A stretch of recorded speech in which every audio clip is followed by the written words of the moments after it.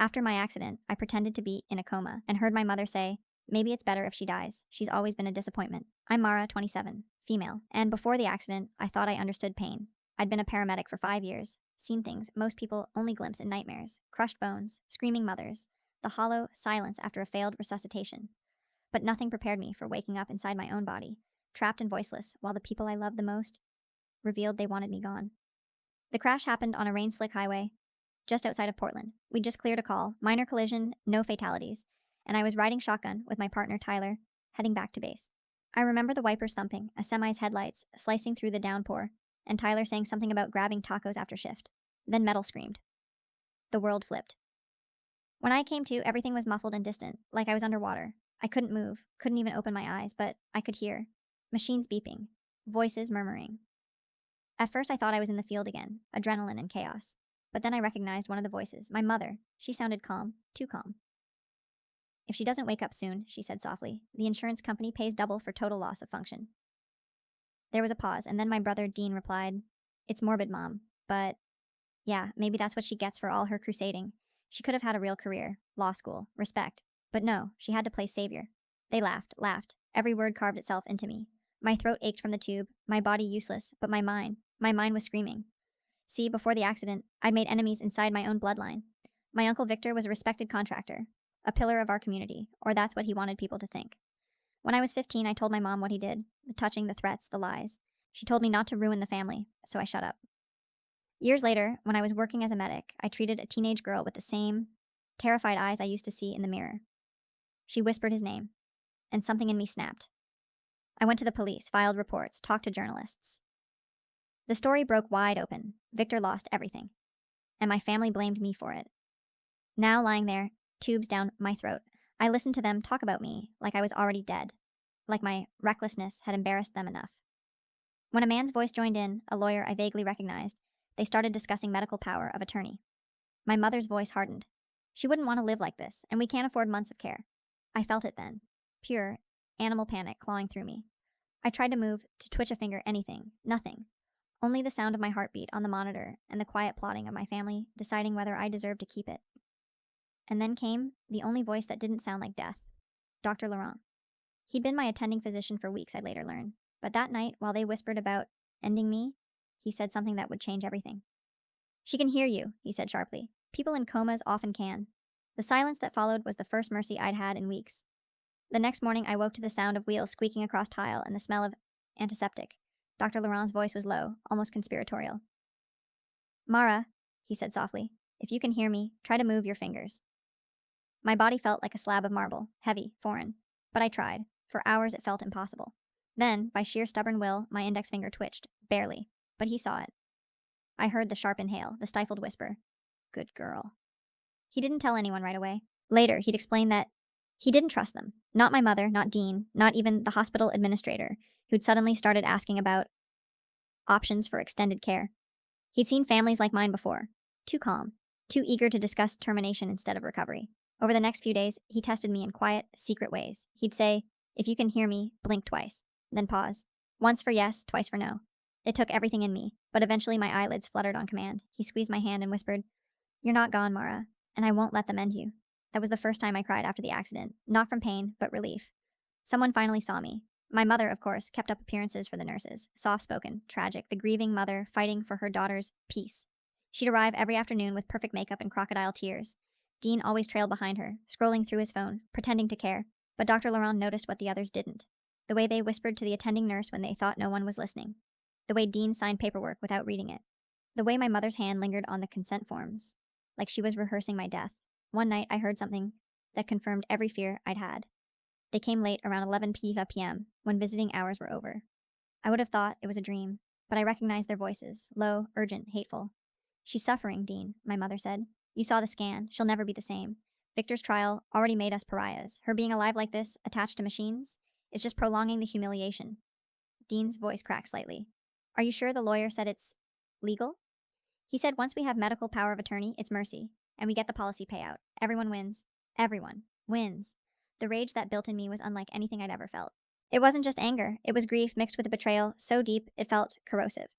I wanted to scream, to tear out every tube, to make them see me.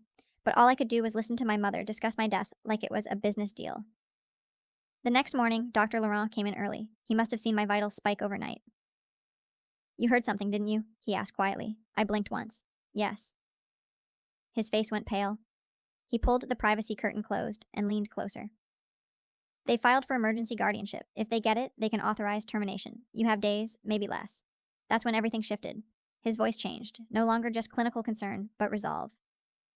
"I can help you," he said, "but you have to trust me completely." I blinked once.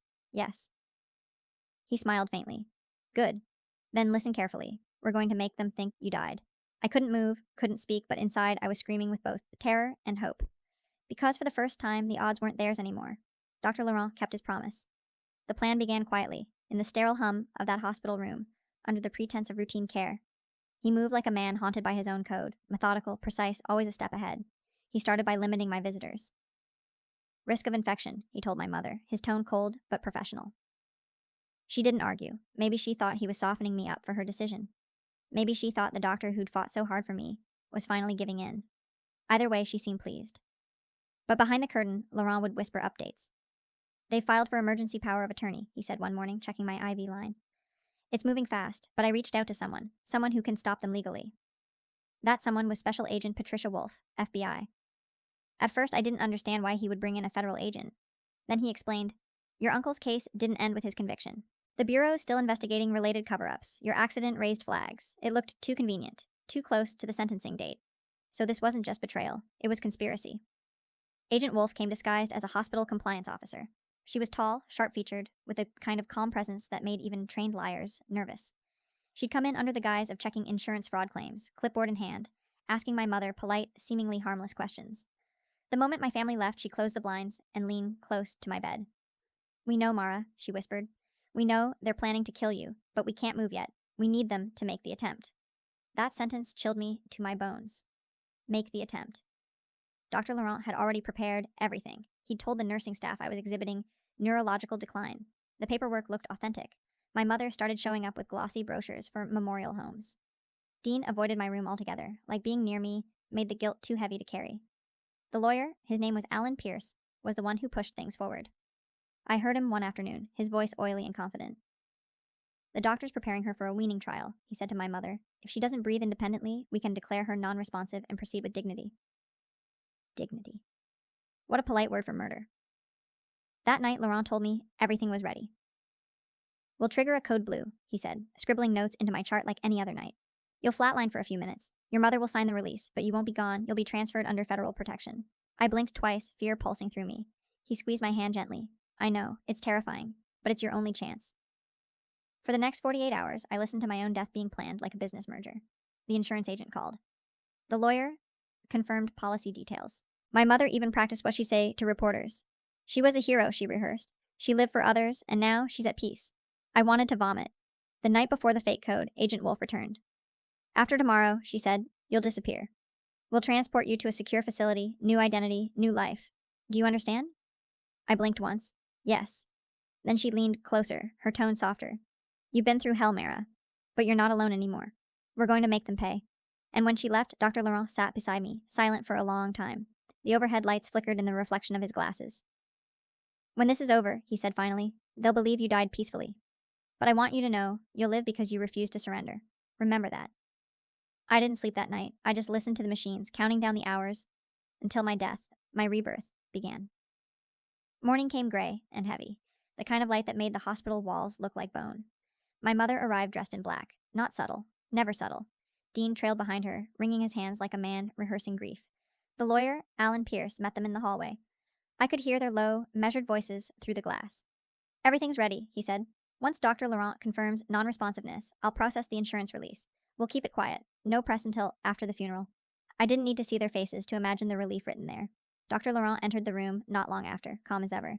He checked the monitors, then leaned down to whisper against my ear. "It's time." My heart slammed in my chest. The machines recorded every erratic beat. He must have noticed because he placed a hand gently on my arm. "Trust me, Mara. I won't let them take you. Not now, not ever." Agent Wolf entered moments later disguised in hospital scrubs. She pretended to assist with a routine ventilator trial. On the outside, it looked like another medical procedure. Mummer lights blinking, the steady hum of machines. But beneath the surface, everything was staged. Dr. Laurent had coordinated with 2 trusted nurses who thought this was part of an organ donation drill. They were professionals, efficient, unquestioning. One stood ready at the crash cart, another at the IV pump. Agent Wolf closed the blinds. Then, as the monitors beeped steadily, Laurent pressed a small vial into my IV port. "This will slow your heart for a few minutes," he murmured. "Just enough to fool the monitors. You'll feel cold. Don't fight it." He was right. The cold came fast, seeping through my veins like liquid winter. My vision tunneled, sound turning syrup thick. For a terrifying second, I thought maybe it wasn't a ruse, that maybe I really was dying. But then I heard his voice again, firm and certain, through the haze. "Stay with me, Mara. Just a few seconds more." The alarms erupted. Flatline. The shrill tone cut through the air like a blade. My mother gasped, and even through the fog I could hear her sobbing, wet, theatrical, rehearsed. Dean muttered something that sounded like, "Guess it's over." Dr. Laurent shouted, "Code blue." Nurses flooded in, performing the motions of resuscitation, but it was all choreography. He pressed his hands to my chest, calling out timestamps for the record, while Agent Wolf stood by the monitor, subtly adjusting the data feed. After several staged compressions, Laurent leaned back and declared the time of death. 10:47 a.m. The room went quiet. My mother broke first. "She's at peace now," she whispered, already sliding into her saintly public tone.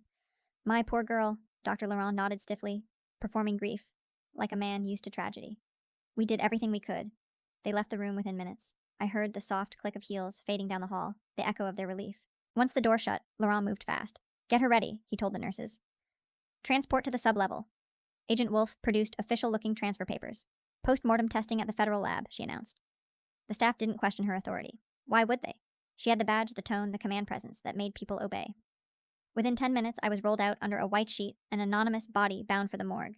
My pulse, slowed by the drug, barely fluttered beneath the surface, but I was alive, conscious, listening. We passed the waiting area. Through the narrow slit in the gurney sheet, I saw them, my mother, Dean, and Alan Pierce, hugging like they'd won something sacred. My mother was already on her phone. "Yes, the paperwork's done," she said. "We'll start the claim today." She went peacefully, thank God. That was the moment something in me hardened forever. They hadn't just tried to kill me. They'd succeeded, at least in their minds. And now I was a ghost watching my own funeral begin. Dr. Laurent whispered from behind the mask, "You're free now, Mara." But what happens next will decide everything. Update. Hey, everyone. I honestly didn't think I'd be posting again, but a lot's happened since I died. Yeah, that's still weird to say. Died. When Dr. Laurent and Agent Wolf wheeled me out of that hospital under a white sheet, I thought I'd wake up in some sterile FBI bunker surrounded by suits. Instead, I came to in a small safe house somewhere in Washington state, tucked in the woods. One nurse, handpicked by Laurent, was monitoring my vitals, and Agent Wolf was waiting with her arms crossed, that calm, lethal composure she always had. "You're officially deceased, Mara," she said. "Death certificate signed, hospital records sealed. The insurance company wired the payout yesterday." My mother and Dean didn't waste a second. Within 24 hours, they transferred most of the funds to an offshore account under Pierce's management firm. The FBI let it happen. They wanted the full picture. Wolf called it a controlled sting. I called it watching vultures eat my corpse in real time. For the next 2 weeks, I stayed under heavy sedation while my body recovered from the drugs Laurent used to slow my heart. When I finally regained enough strength to stand, the first thing I saw was him, Laurent, sitting by the window, staring out at the tree line. He looked exhausted, but when he saw me open my eyes, he smiled.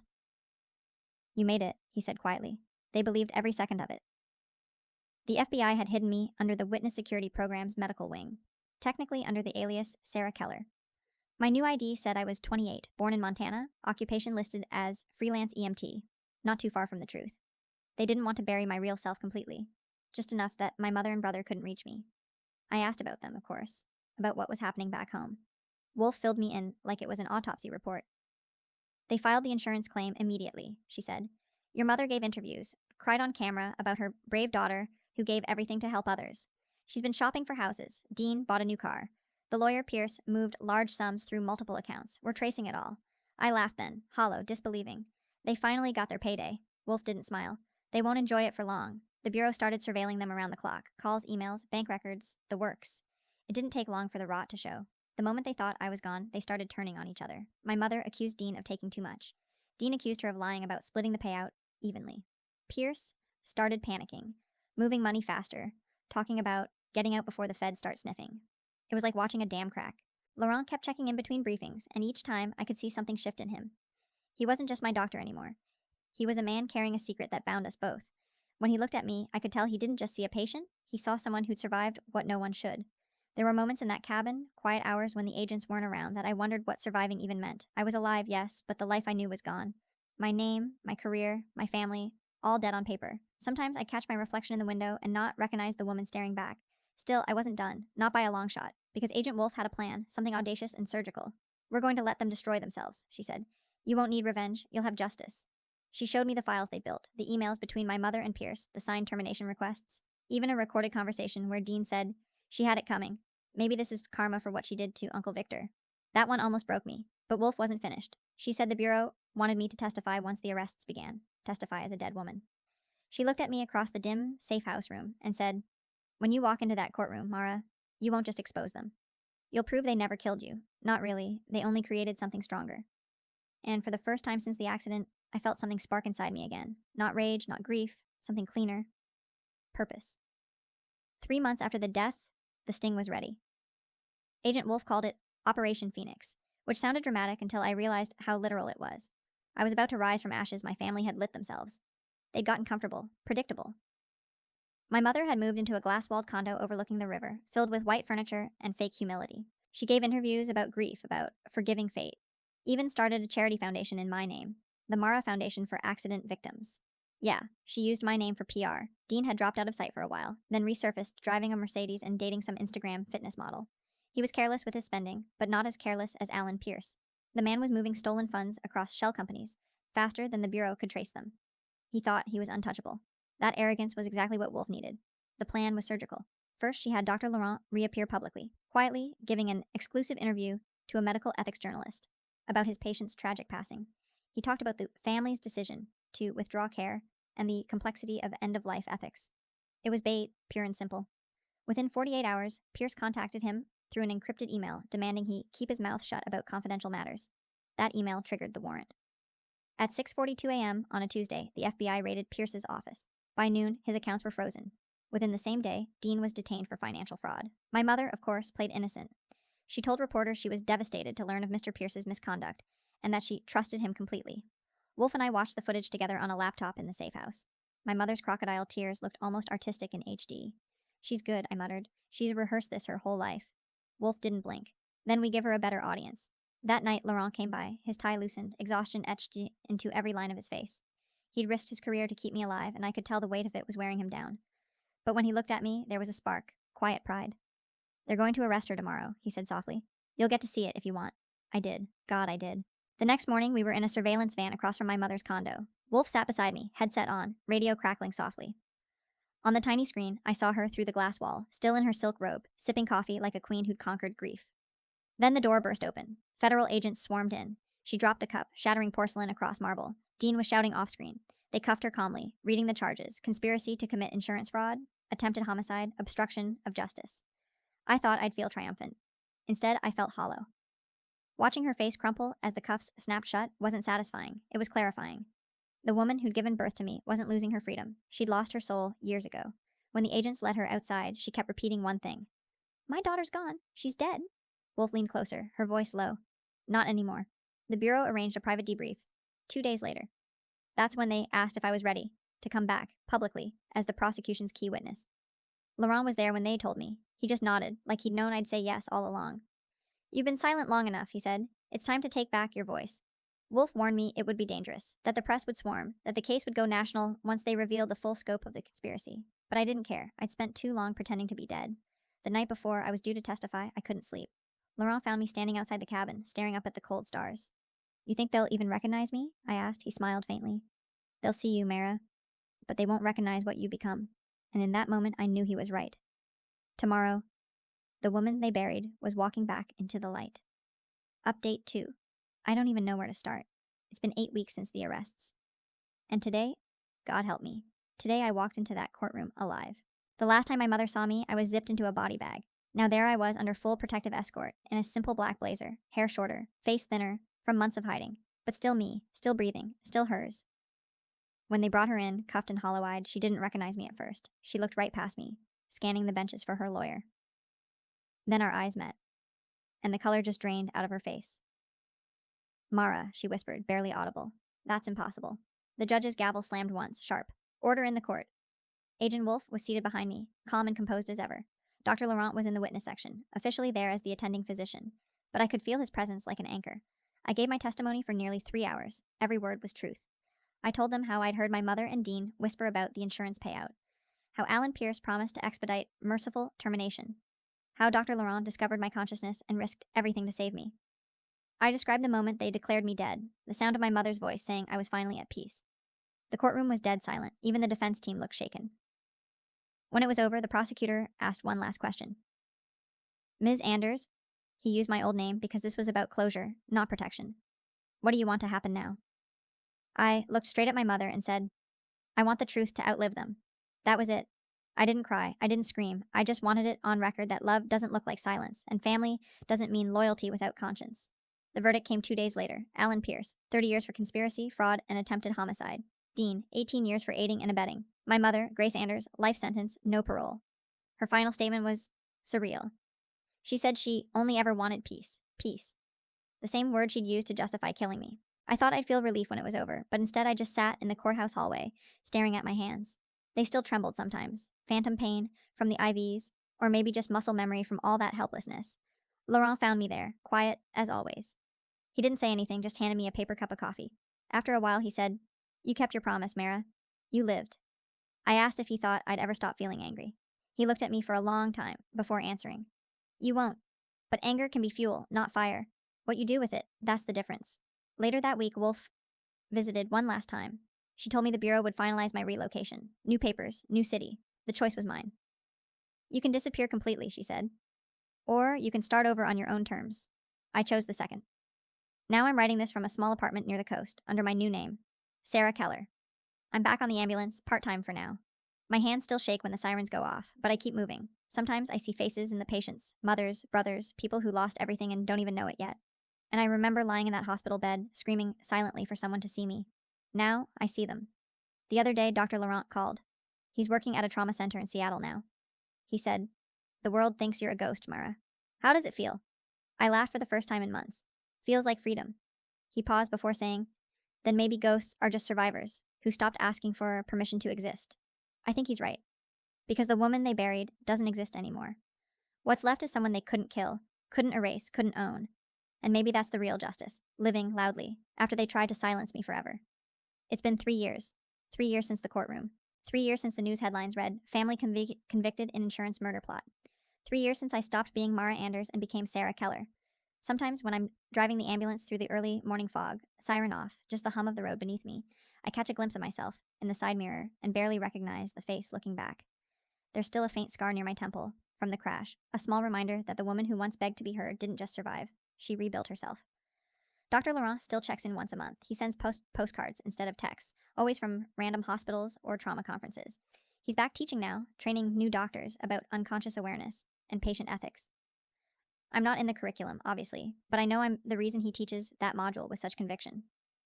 Agent Wolf visits too, though she's less of a ghost than she used to be. The Bureau awarded her quietly for exceptional field coordination.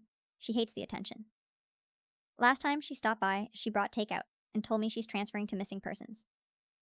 Seems fitting, she said, helping people find new lives. I smiled because I understood exactly what she meant. As for me, I'm back in the field. A licensed paramedic again, working under my new name.